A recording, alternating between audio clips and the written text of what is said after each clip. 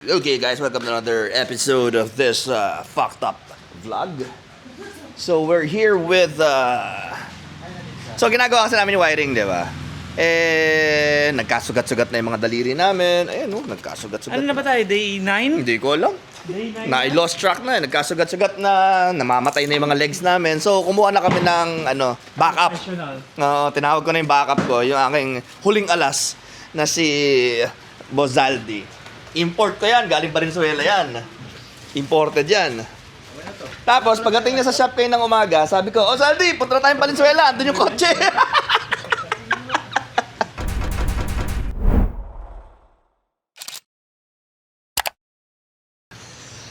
So, gagawin niya ngayon yung interior wiring chorba. So, siya na yung binigyan natin ng sakit ng ulo. Tapos, habang kami gagawin namin yung mga ibang bagay-bagay. Tapos, ang kulang na lang ng preno ay yung banjo bolt. Kasi iba yung banjo bolt ng Capi. Capi Racing. Capi. Fine thread. Fine thread eh. Hindi siya yung normal na universal banjo na ginagamit ng lahat. So, mo. Hindi pwede? Bago. Pero sabi ni JM, meron daw doon yan. So, minessage ko na sa kanya. Gawa na. So, pinapagana na yung mga bagay-bagay. And, hopefully mamaya dyno to. Abot to. Today is the day na dapat nakababa na siya. Dali na natin yung Kompleto na siya. Dali na natin yung scab kay Kerger. Yung isa. Paano niya malalaman yung paling? May paling yan. Sino? May pakalingkin dati. Hindi, yung scab gagawin lang parehas yung size ng tubo, 2.5.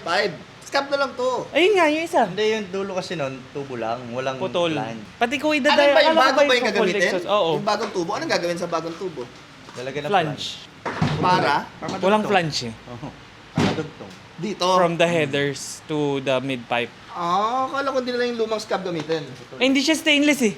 Isa, ngayon lang natin titirayan eh. Sayang naman yung dyno natin, hindi pa dyno na natin na maayos. Hindi naman bago eh, sa scab at saka ano. Kaya nga, papuntahin mo si Limitless. Tanga, hindi pupunta yun. Pumupunta yun. Tawag mo si Ace. Nag-home service yun. Papuntahin mo. O, may bisita tayo. Sa tagal-tagal namin gumagawa dito, hindi man lang dumadalaw sa atin, no? Grabe to, busy, no? Busy ako mag-affiliate. Lakas tumakbo na ito eh. Aircon switch, okay. So dumadami na naman yung sira. Madami na AC. Yan ang sira. Hindi, sira din to, tsaka to. So kaya hindi naglalamig? Hindi, lalamig naman niya pagka kumain. I mean, pagka yung switch dapat, yung control ng AC dapat ito. So, sira to, hindi sila gana. So, pwede kong repair to. Sige. Nare-repair yan? Okay. Akala ko bibili tayo bago nare-repair na. Padala natin kay Mark Bultro. Alin? Yun. May balita ko may gusto ka daw shout out ah. Ay, shout out kay JM. Tita. Kahit isa lang, isang side lang. Boss JM, may sinasabi si Miguel oh. Kahit lagyan mo malaki sticker ng Galing kay kotse. Boss JM yan. Ano na? Kahit lagyan niya ng malaking sticker yung kotse. Okay. Oh, Boss JM oh. May sinasabi si Miguel. So yung papel dyan na lang yan. Parang di mag-vibrate. Ganyan na lang itsura ng dashboard natin. Oo. Tapos lalabas tayo Hot Street. What dashboard? Hot Street doon. Kalaskal Hot Street. What dashboard? Go!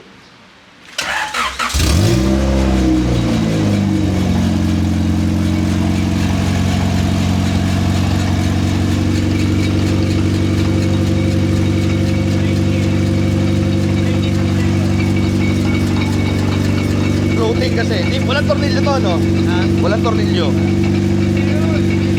Doktor! Mamaya mo na linis-linisin yan. Kakain mo tayo. Surgery. Kailangan natin Surgery to. Kailangan precision. Ba't di mo ilublob sa langis? Precision. Para Ford. Ford pala dati. Let's go. Kailangan maunahan natin yung mga kumakain estudyante. Kasi ubusin na yung ating Bicol Express. So today's going to be about food. Wala muna tayong EG ngayon, kakain tayo sa labas. Literal. Saan? Sa Butterfly Garden. Butterfly Garden. Kala mo kung ano restaurant eh, no? Oh, so pag nasa Marikina ka, meron masarap kainan ng Bicol Express dito eh.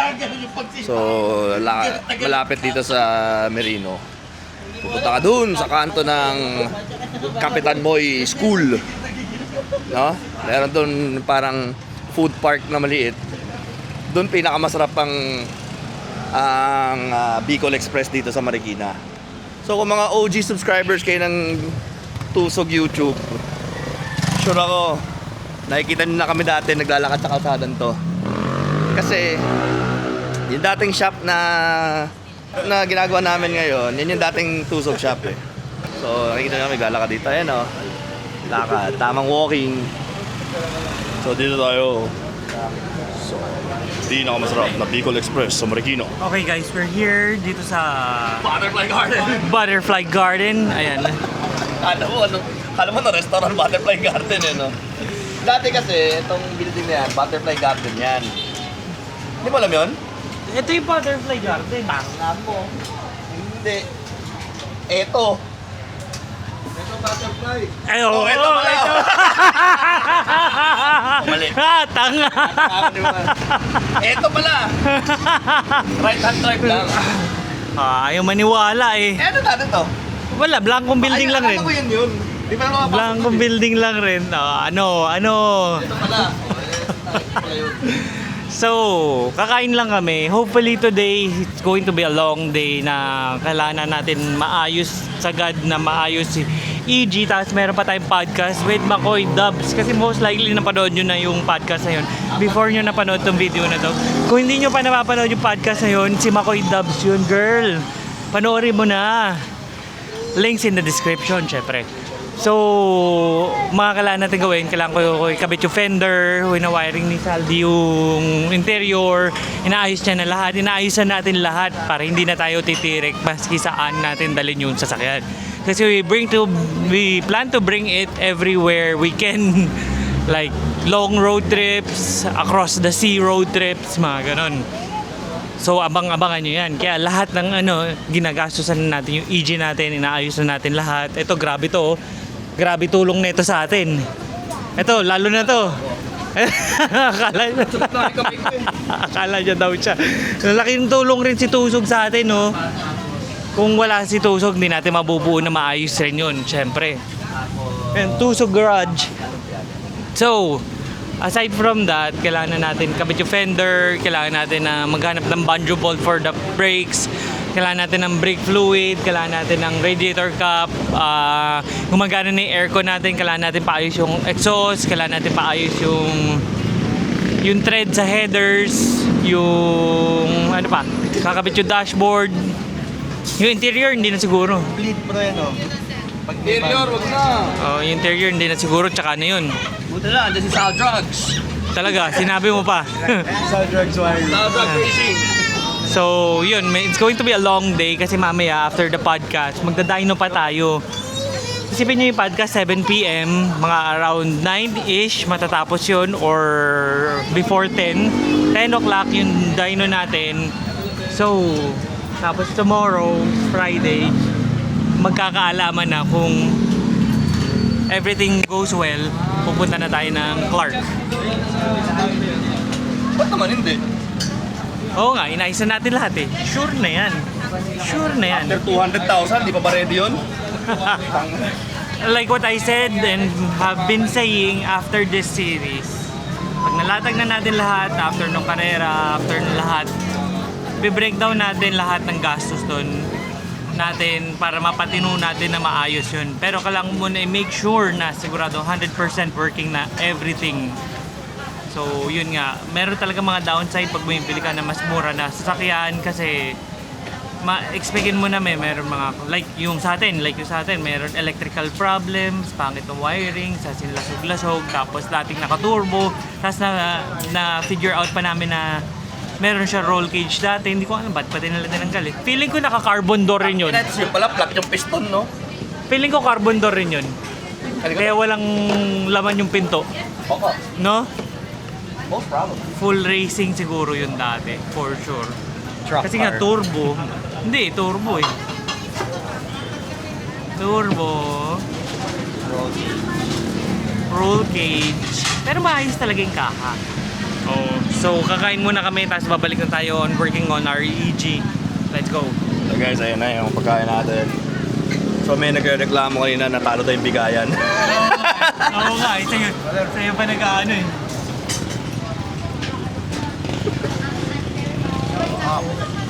The perfect bite. Pre-practice namin to kasi mag-food vlog na lang kami. Ayaw na namin mag-kotse.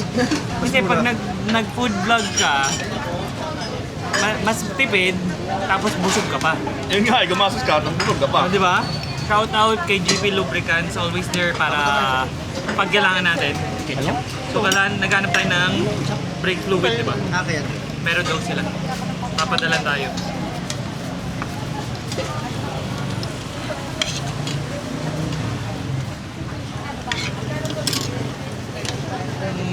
Sarap! Tignan mo sa galing. Comment down below. May Miguel, oh. Utang na tayo. Dumigil naman, dumigil. Perfect bite. Perfect, right? Alam, oh, meron na yan. 10 na lang kulang ko.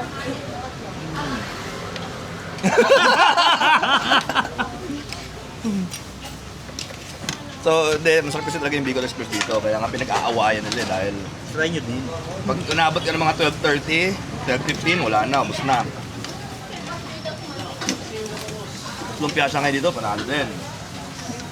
Tabachoy. Oh? Gago, tara na, tapos sir, ha? Tapos na. Gago, bayaran mo na. Bayaran mo muna. Babayaran kita. Gago, wala akong wallet. Wala Gcash dito. Eh, Miguel. Gago. Oo! Wala rin ako pera.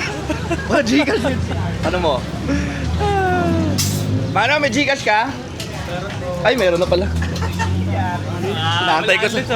Walang lusot. Bayaran mo muna. Busog. We are back here at the HQ. Yan na. Tatapusin na yung ating wirings. Tapos papahinga lang kami sandali kasi busog.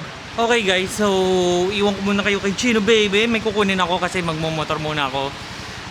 Kukunin natin short hub. Nakahanap tayo ng short hub sa tropa natin. Sinasabi ko Arbor na lang yun. Ayaw po ibigay. Arbor na lang yun.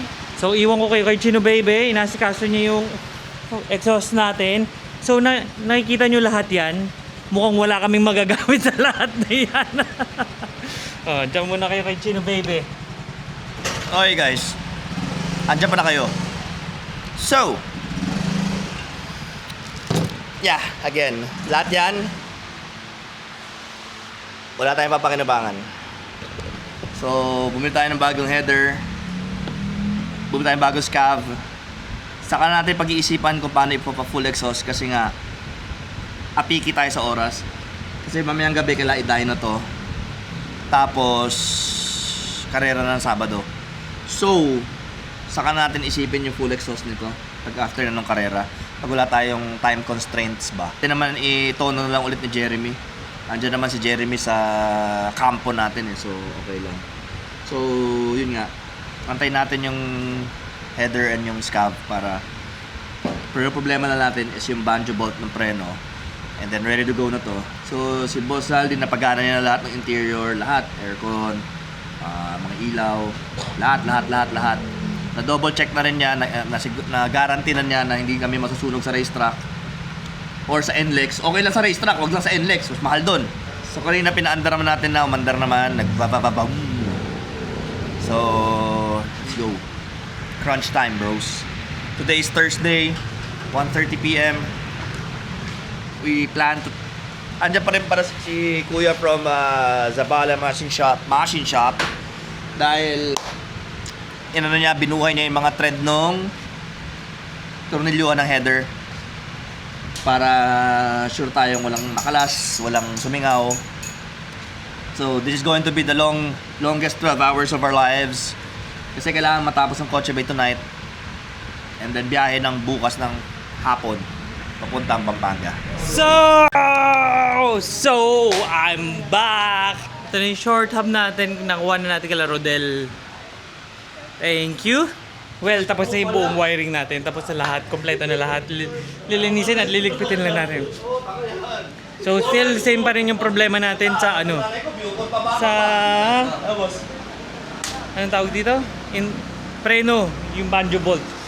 Wala pa rin. Ay, wala rin pala akong bolts na ito. Ano pa tayo? So, dumating na yung brake fluid natin from GP Lubricants. Maraming salamat kay GP Lubricants sa pagsuporta sa ating build and sa ating karera.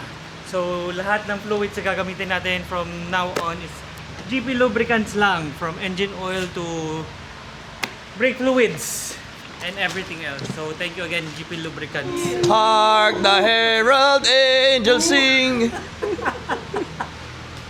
Tangin na, gawa tayong boga. Pag New Year. May lighter lang. Boom! Oh, ano, bomba na! Hello! Oo, meron silang pinag-uusapan doon. Hindi kayo kasali sa usapan doon. Ayan, oh. So, dinidrain na natin yung langis kasi lalagyan natin ng i-change oil natin para refresh lahat. Eh, inayos mo na rin lahat eh. Bakit hindi mo pa sagad-sagarin, di ba? So, ang langis na gagamitin natin is from GP Lubricants pa rin, syempre. Like what I said, shout out kay GP Lubricants talaga na sinusuportahan niya tayo dito sa channel natin and sa mga builds natin. Ito, ang gagamitin natin langis para sa ating EG. So, let's go. DJ na natin. Nalinis ko na yung loob. Binacuum ko na. Binacuum ko na rin yung carpet. Ayan yung carpet. Kakabit ko na yung carpet. Once na napunasan ko rin yung loob. Kakabit ko na yung fender. Kinakabit ko yung fender liner. Kakabit ko na yung side skirts. Kukunin ko muna yung takip ng gas na cap natin. Si Miguel, inaayos yung alignment nung sinira niya. Tapos siya, nakaupo pa rin siya. Nag-aantay ng mga parts. So yun, laki na ng gastos na naman natin. Last day, dapat buo na yan. Mandar na siya, daday na siya mamaya. Let's go. Bumalik ako, hayop. Naglilinis si sir ng dashboard natin.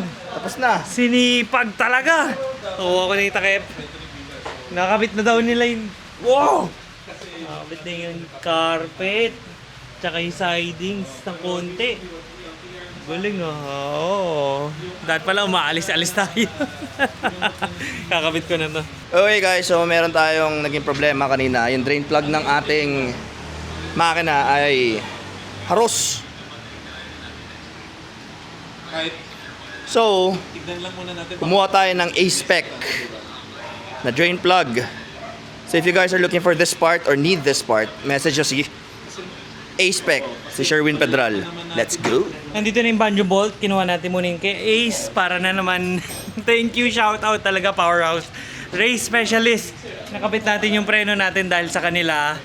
Yung preno natin napunta sa kanila. Unfortunately, hindi daw sila makakatakbo. Technical problems, electrical problems. So, kaya tinatapos na natin to ngayon para tayo makatakbo. Nakabit ko na yung spoon wing ngayon. Nakabit ko na yung side skirts. Medyo buo na. May fender na rin tayo. Dumating na sila. Limitless ngayon for the exhaust. Kasi bumili tayo ng full exhaust na. Yung headers, tsaka yung scab galing kay Limitless na. So kakabit nila yun ngayon sa EG natin. So shout out rin kay Limitless na pinuntahan pa tayo dito sa garahe natin para tulungan tayo matapos na yun. Portable! So guys, nandito na yung mga tao ni Limitless, ni Drix. Sila na may kakabit ng bagong header at saka bagong scav na gagamitin natin for the weekend. And... Pagod ka na kuya? Akala ko pagod ka na eh. So, ang magaling kala Limitless is home service na natitirahin yung exhaust mo sa bahay. Siyempre, home service nga eh. Diba? So, pupuntahan ka nila, dala nila yung portable argon tank nila. Eh paano yan? Nasa garahe tayo, di garahe service. Garage service. So, ito yung portable tank nila, portable welding machines, cutter. Portable yan. Lahat portable and they have everything you'll need. Extra tubo, kung meron kailangan pektus-pektusan. Ayan no, kumpleto sila. Yan ang service na pinoprovide ni Limitless. So hindi, for example, nagtuturbo ka ng kotse mo, hindi pa umaandar, kailangan mo pa exhaust. Diba? Pupuntahan ka nila. I-exhaustin nila yung kotse mo. Diba boss? Galing. Limitless. Let's go. So, imbes na mga flange tayo, V-band tayo kasi may abang tayo eh. Kahit wala tayong pera, importante naka V-band, di ba? Naman. Magkano ba yung ganyan? 4-5. Oh, putang ina, sabi na eh. Yung headers. Nakita mo na yung headers. So, ito yung header Tapos ito lang yung natin. gagamitin natin to. Bulot. Straight pipe lang. Header. 4, 2, 1. Pwede na ito limitless yan. Limitless! Kita nyo naman. Tapos, asan yung scab? Ayun, oh. Ando, nakatayo. So, yung kakabit nila kuya para... Pam, pam, pam, pam. Ganon. So puputulin nila yung dulo ng headers para ikabit yung V-band. Kasi meron na sila naka-build for our engine. Yun nga lang, naka-flange pa siya. So papalitan nila ng V-band na. So yung headers, kasama na rin yung gasket nun. Stock. Walang gasket pa to. Meron. Stock. Yung one na kasi ito plans lang yung Okay. So walang gasket. Yung gagamitin natin dati. Kasi yun matibay. Miguel, yung dating gasket pa, hindi na kami stock eh. Ay, hindi na stock. Asan yung gasket natin? Ito. Bakit? So magagamit pa rin natin to.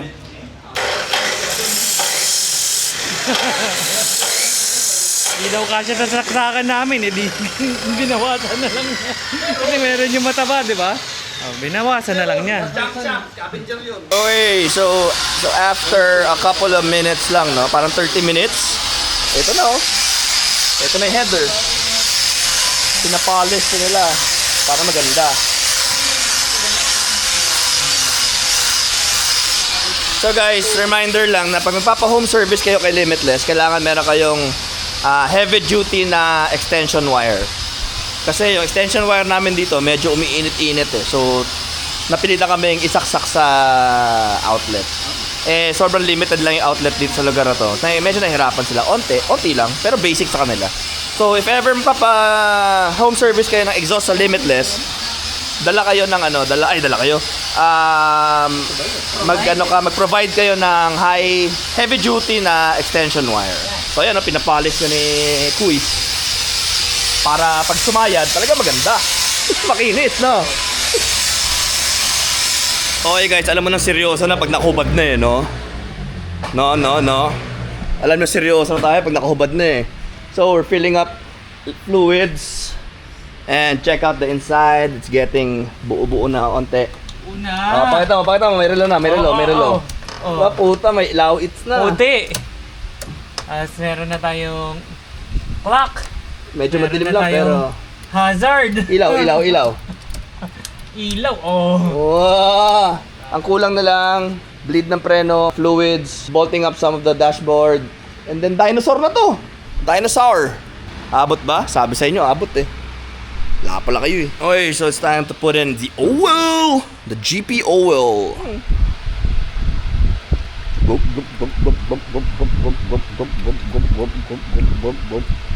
Oh, logic tayo, logic.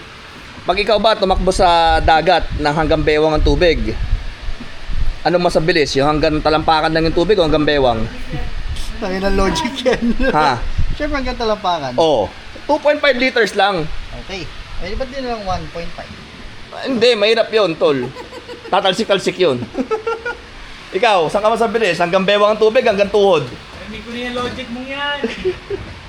2.5 liters lang yan, tols.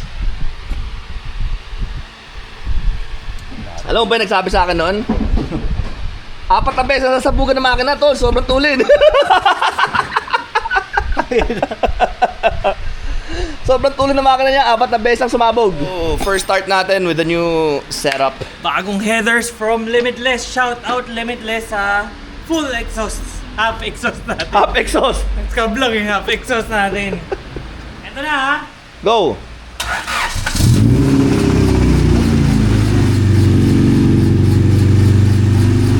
Maganda kaysa tumunog dito dati. Malinis tong tumunog. Layo. Brake fluid natin. GP Lubricants.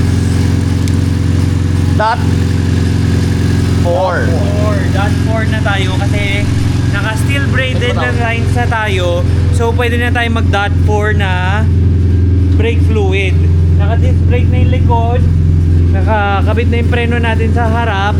Dahil kay Ace of Powerhouse, nakabit natin yon dahil piniram niya tayo ng dog bone tsaka ng rotor and banjo bolt. Pero yung pinaka-caliper galing kay JM Resurrection yun of Bads shout out sa inyo. Yun yung AP Racing natin. So, yun na, mandar na. Grabe. Pagod. Kumikinto na yung headers natin. Init na. Brand new. Uy, yung oil catch can pa pala natin. Saan natin i-mount yun dyan? Kailangan natin magawa ng paraan yun. Tapos yung sa aircon natin, tignan nyo. Kasi natin firewall. Oo nga eh, kailangan lakihan pa yung firewall. Butas sa firewall. Ayun na.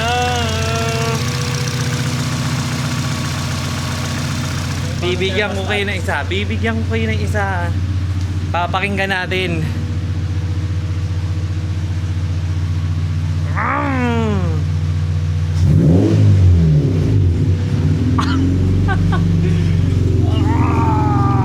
Hindi kita. Ayan yung full leg. Yan yung rear disc brake natin. Bagong suspension. Rear bumper. Spoon wing. Nakailaw na lahat. Nakabit na natin yung dashboard. Konting kulang na lang sa interior. Yung steering wheel natin. Mukhang aabot naman tayo sa dyno. Ayan na yung ating wheels. Here's the brake setup. Ayan, AP Racing. Still braided na hose. Tapos bumper na lang. Yes! We did it! Ah. Hindi pa tapos kasi may dialogue eh. Well, kompleto na. Nakakabit na yung bumpers. May upuan na, isa pa lang. Pero kakabit pa natin isa. Hindi na! Paano? Saan ka sasakay?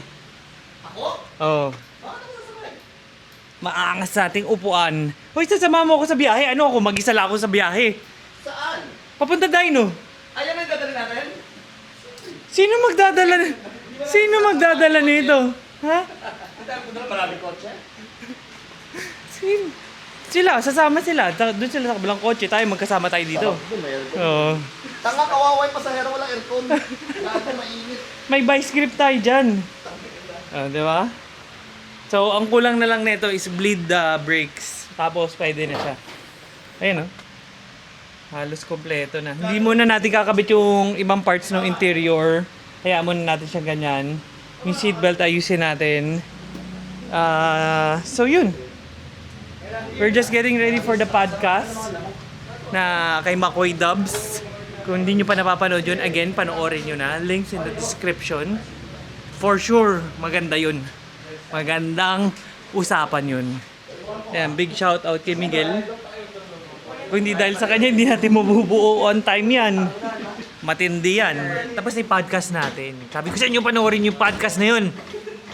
Medyo sabaw na tayo dun. Pagod na ako. Kita nyo naman yung mga trabaho natin. So, they are bleeding the brakes. Tapos iikutan nyo kasama si Jet. Ginagawa ko yung steering wheel natin. Magda-dyno tayo. Lagyan natin ito. Kasi, pupunta sa kaha pagka wala ito. Okay. Sabi ko, Terno, ano pa na stainless na gate? Okay. Tarantado dami sa puldun. Gabi yun eh. Okay. OFW yan. Ayun o. Okay. OFW yun. Tablet lang daw. Ito naman. Okay. The final hours before we hit the dyno. Final minutes pala. So we're just bolting up some shit. Bakit? Oy, tara picture! O nothing. Bolting or nothing? Nigs! Picture. So, konti na lang. Kinakabit na lang yung mga naiwan na kulang na parts. Like this one, yung kinakabit ko sa seatbelt. Tapos yung seatbelts na belt mismo, kailangan lang install rin. Tsaka isa pang upuan. Okay, so bababa na natin. Ito na. Kompleto na lahat. Muntik na hindi sumara yung hood, pero nagawa namin ng paraan. Ngayon, ibababa na natin. Ngayon natin makikita na nakatayo na siya sa 4 ulit na na gulong. Tapos kung gaano siya kababa, tsaka tayo mag-a-adjust. Siya mag-a-adjust. Tapos diretso na tayo sa dyno. Tignan mo yung mga tropa natin. Daming audience niyan. Fans yan. Daming audience yan. Ang galing mo, bossing!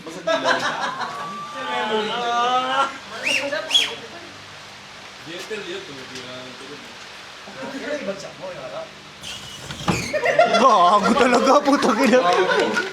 Gagong baba nung harap. Naninigas to. Sobrang baba nung harap. Ayun yan. Binagsak nga po.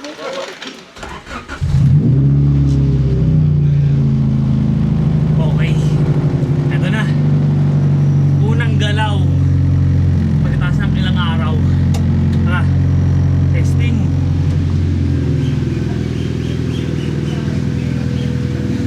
Okay, so ito na. Ito na. Tapos na siya. Mandar na, mukhang maayos na lahat. Gumagana na lahat. So pupunta na tayo ng dyno. Nandun sila sa labas. So lakas tama nila. Ano oras na? 1 o'clock na guys. So umabot tayo. So hopefully everything goes well sa dyno. Tapos bukas Clark na. Let's go. Okay guys, so we are in the gas station na nagagas kami.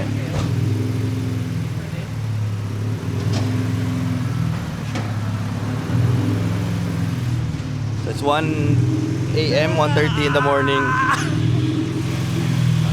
So, umabot na tayo dito sa Dyno Pro. Sa Mindanao Ab. Wala naman naging problema. So far, so good naman lahat. Nagra-rubbing lang siya kasi kailangan na alignment. And also, like what I said, 35 offset yung wheels natin. Expected na natin yan. Naka 215/45 pa tayo na goma. So may rubbing sa harap, may rubbing sa likod. Kailangan lang na-adjust ng camber. Kasi hindi namin na-adjust yun kasi wala nang alignment.